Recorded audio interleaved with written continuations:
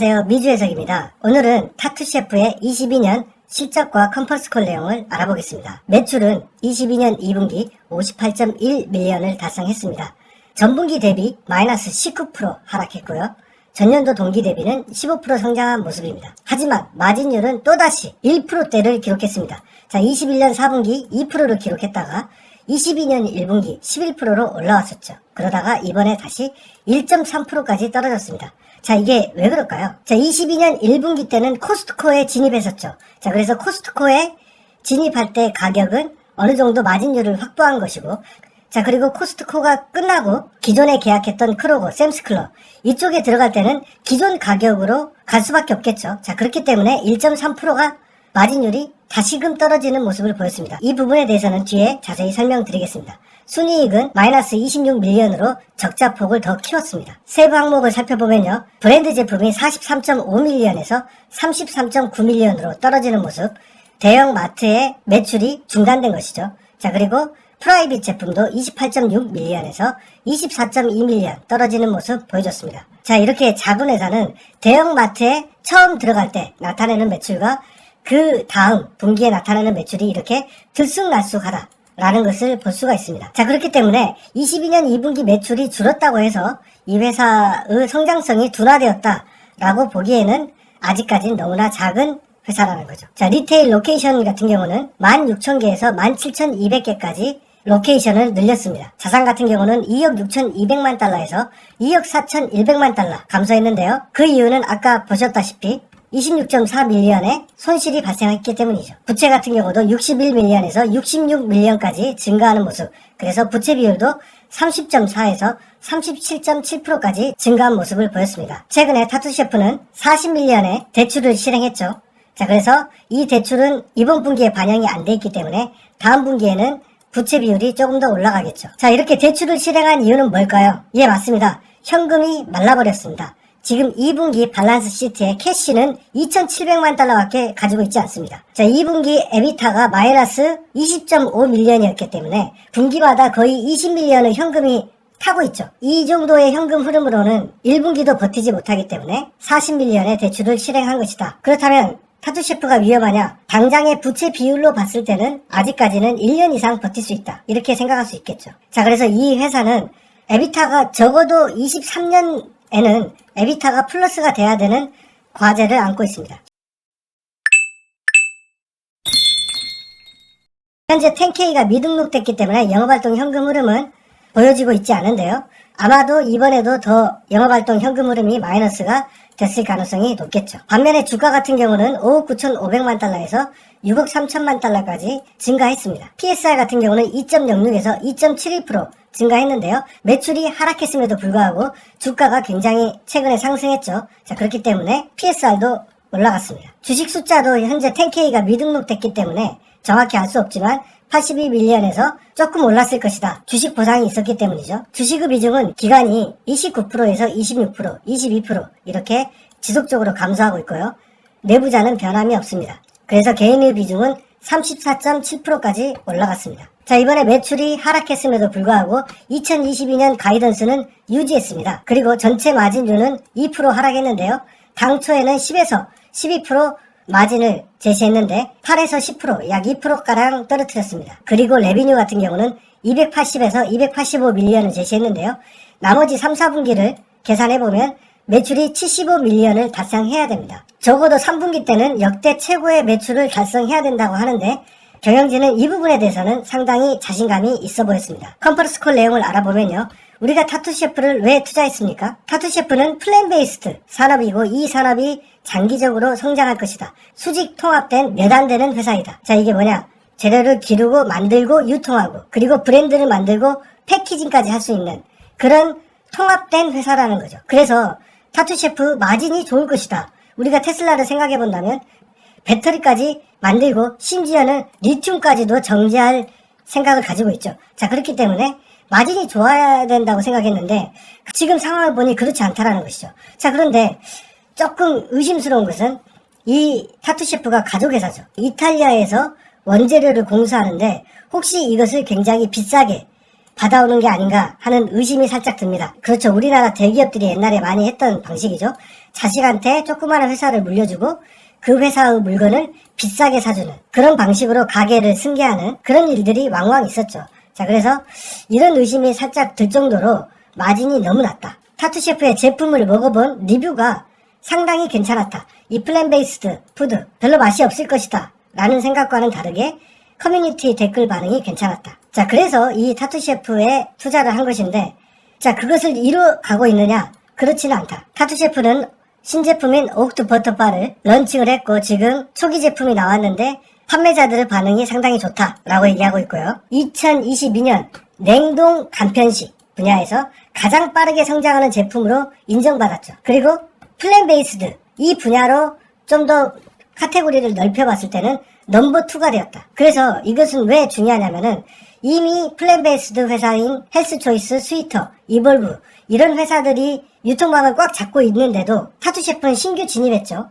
자, 그런데도 넘버2가 됐다는 것은 상당히 고무적인 일이다 라고 평가할 수 있을 것 같습니다. 저번 분기와 마찬가지로 피자 제품군이 상당히 잘 팔린다. 그리고 실제로 댓글을 보면 이 피자에 대해서 호평하는 댓글이 상당히 있었죠. 타투셰프의 첫 번째 과제는 마진이고 두 번째 과제는 매출의 성장인데 이 마진 확보를 위해서 저번 분기에도 말씀드렸지만 공정 자동화, 냉동 인벤토리를 통합하는 시설의 구축 이것이 24년 2분기에 완성될 예정이고요. 올해는 20밀리언의 예산을 책정했죠. 그리고 23년도 에비터 플러스를 위해서는 22년 4분기쯤에는 제품 가격을 올리겠다라고 공언했습니다. 자, 그리고 광고에도 사정없이 돈을 쓰기로 했죠. 올해 32밀리언을 쓰기로 했는데 유튜브, 스포티파이, 트위치, 인스타그램 이런 것들을 활용하겠다라고 돼 있습니다. 자, 그런데 여기서 스포티파이가 저번 분기에 이어 이번에도 두 번째로 많이 투자를 하고 있죠. 이 스포티파이가 이 캐나다 기업이죠. 캐나다의 아마존인데 자, 이 냉동식품이기 때문에 냉동식품은 그래도 추운 곳에서 팔아야 마진율이 좋죠. 캐나다에서 팔면 마진율이 괜찮고 추운 지방에 적합하기 때문에 이쪽을 공략하는 것 같습니다. 자, 그래서 광고 같은 경우는 올해 32밀리언을 집행하겠다고 했는데 현재까지 17.5밀리언을 집행했고요. 자, 공장 자동화, 냉동 창고에는 20밀리언을 쓰기로 했습니다. 근데 현재 15.6밀리언 많이 썼죠. 그러니까 장비를 대거 샀다는 얘기죠. 자, 이런 효과가 이 3분기 때는 어느 정도 나타나야 되지 않을까 싶고요. 그리고 기존에 판매된 제품 같은 경우는 월마트나 코스트코에 납품을 했겠죠. 근데 이 가격이 한번 들어갔기 때문에 가격을 높이기가 상당히 부담스럽죠. 자, 그래서 신규 제품을 런칭할 때는 가격을 좀 더 올려서 받을 수가 있겠죠. 자, 그래서 마진 제고 방안은 신규 제품을 빠르게 런칭하겠다. 그래서 멕시칸 푸드, 브리토 이런 제품은 현재 마진이 좋다. 그래서 이런 제품을 적극적으로 집어넣겠다는 것이고 전체적인 가격 인상은 4분기부터 반영할 예정이다 라고 돼 있죠. 저번에도 말씀드렸지만 필수품은 바로 가격을 올려도 되겠지만 이런 소비재는 점차적으로 올려야 소비자나 유통사들의 저항이 줄어들겠죠. 기존의 유통사 말고 새로운 유통사가 등장한다면은 거기는 또 비싸게 어느 정도 넣을 수 있겠죠. 자, 그래서 새로운 유통사를 3분기쯤에는 발표를 하겠다. 추가적으로 발표를 하겠다고 했는데 그 유통사가 전국을 커버하는 그 정도의 수준이라고 합니다. 자, 그래서 이미 타투셰프는 크로고에 진입했고 그 다음에 월마트, 코스트코에도 이미 입점을 했기 때문에 추가적인 새로운 회사가 뭐 BJ나 뭐 어떤 큰 유통사가 있는지 모르겠지만 국가 규모급이라고 얘기를 하는 거 보니 상당히 큰 유통사인 것 같고 아마도 조만간 발표하겠죠. 자, 그렇다면 3분기 실적이 75밀리언 이상 나와줘야 가이던스를 맞추는 것인데 이거에 자신이 있다는 것은 또 다른 대형 유통사가 런칭을 준비하고 있다는 것이죠. 아까도 말씀드렸듯이 기존 유통사들은 가격을 올리고 싶어 하지 않고 저항이 상당하다.